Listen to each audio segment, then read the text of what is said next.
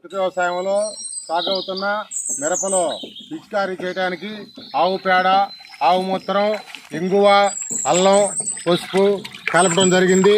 దీనివల్ల పచ్చదోమ, తెల్లదోమ, నల్లి, పెద్ద పురుగు, పచ్చ పురుగు అన్నీ సంహరించబడతాయి. అందరూ ఉపయోగించుకోవాలని కోరుతున్నాము.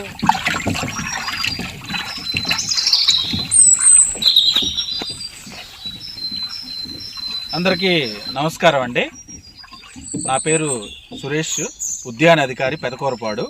ప్రస్తుతము పెదకూరపాడు గ్రామంలో మన దర్శి శేషారావు గారి పొలం దగ్గర ఉన్నాము. వారు గత 10 సంవత్సరాల నుంచి కూడాను మిరపను ప్రకృతి వ్యవసాయంలో సాగు చేస్తూ ఉన్నారు.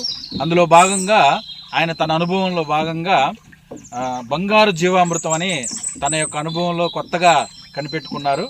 బంగారు జీవామృతం అని.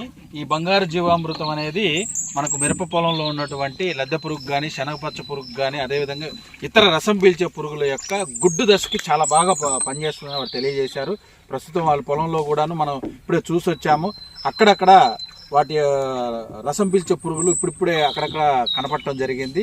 ఈ దశలో వారికి గుడ్డు దశలో చాలా ఉపయోగపడుతుందని చెప్పేసి ఇది రెడీ చేసి పెట్టుకున్నారు.